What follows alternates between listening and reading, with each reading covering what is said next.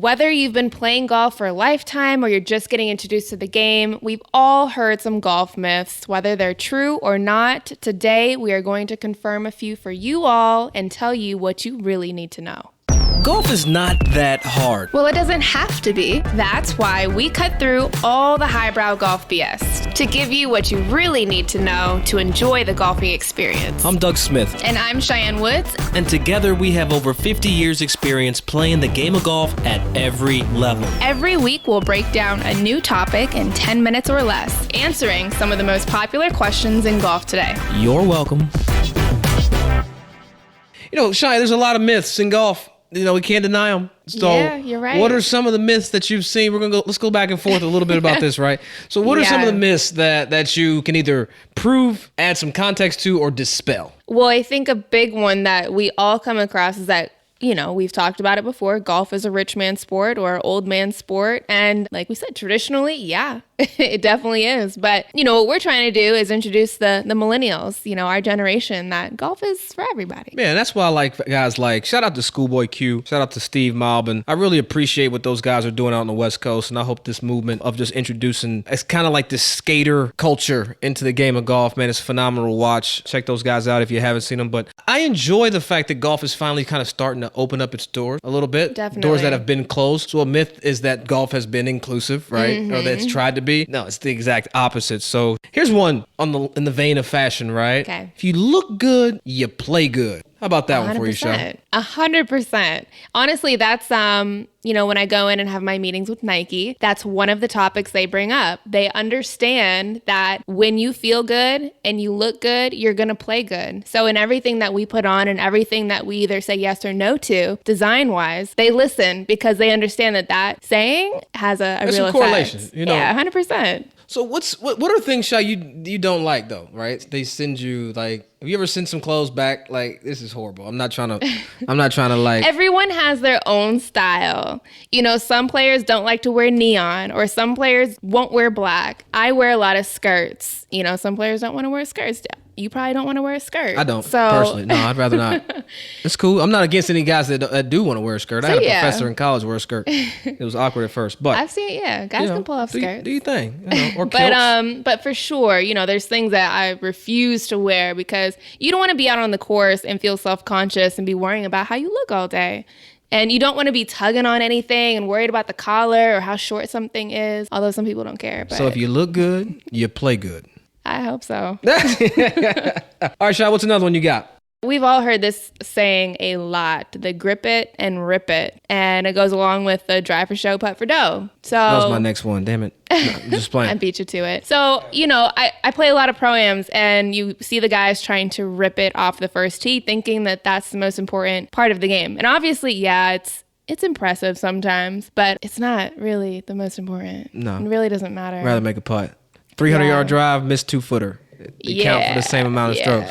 I believe there's a lot to that. I think it can be discussed further though, but grip it and rip it is a horrible mindset. And no offense, JD, John Daly, like shout out the way you've lived your life forever. I love it. I respect it. You got to hit it hard, man. Like I get it. Yeah, and for some people it pays off. I mean, in the women's game, you see Alexi Thompson or an Arya Jutanagarn who are the longest hitters on tour, and it pays off for them. But I would say for the average golfer, that's not something that they need to focus on. I think in the whole realm of like golf and golf instruction and learning and teaching the game of golf, putting is like an afterthought. It drives me nuts. Yeah. Like putting, honestly, it's 40% of your entire golf experience when you're playing.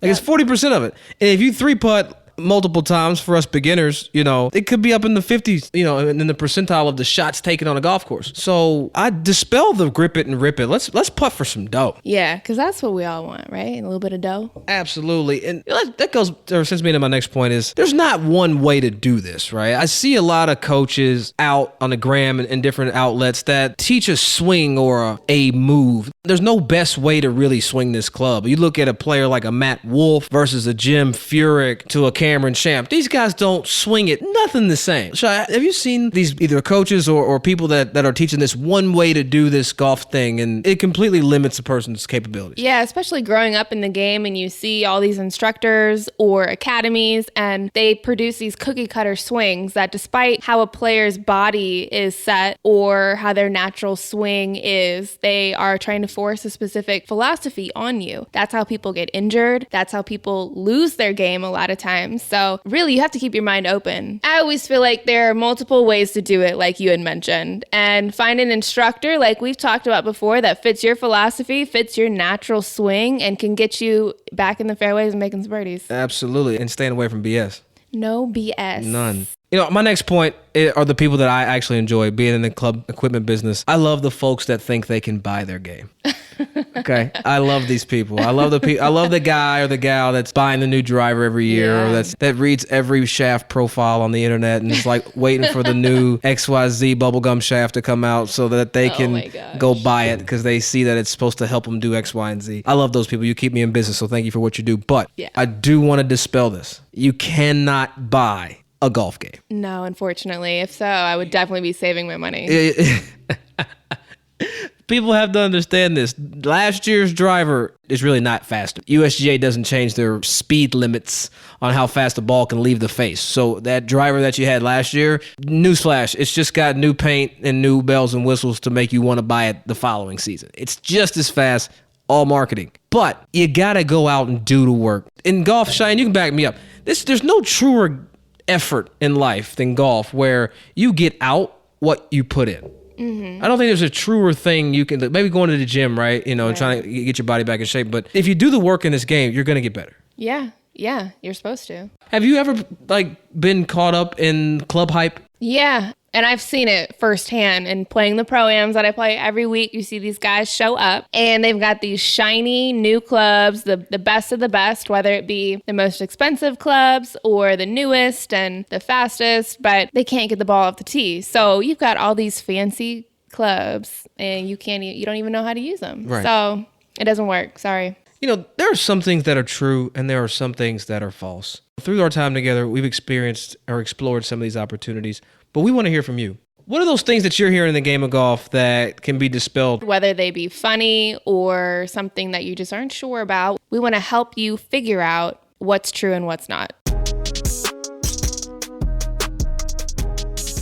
It's time to get technical. We're going to talk about something a little bit more advanced, straight from you guys who are listening. This one is from GDO Trey. I'm sorry if I screwed that up, but you're from Instagram, and he wanted to know about rangefinders and GPS. Which do we suggest for listeners and golfers, and what features are the most helpful during a round? No, this is actually a really good question. Like in a perfect world, you want both, right? I feel like if you're a player that's playing a lot of new golf courses, that's going on golf trips and all about everywhere, I would tell you that the GPS might be a good option for you because we go and you play these courses maybe once and you're traveling, you've never played, you've never seen the hole, you're able to get the aerial and you're able to see how far it is to the trouble. The golf watches and the GPS apps, they'll show you how far you are.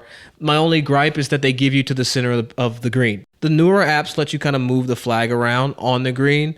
But if you play consistently, if you're always playing a new place and you're always visiting a new club, the GPS. But if you're playing consistent and you're playing tournament golf and you know your numbers well, I would say then you should opt for the laser. I'm always trying to save money, and I know those things are super expensive. So it also depends on the golf course you're at, because I do know a lot of newer courses, or if you're using a cart, it will have the GPS there in the golf cart. So you don't necessarily need your own. It'll give you all the data in the golf cart. If you want specific distances, you can use a rangefinder. I use a rangefinder personally because I do play a lot of golf where I want to see how far this tree is or how far the hazard is. So for me, that's my preference, but definitely it depends on how you're playing golf, where you're playing golf, and what you like best. I'd also say it would also help to have the rangefinder with the slope. Right. Yeah.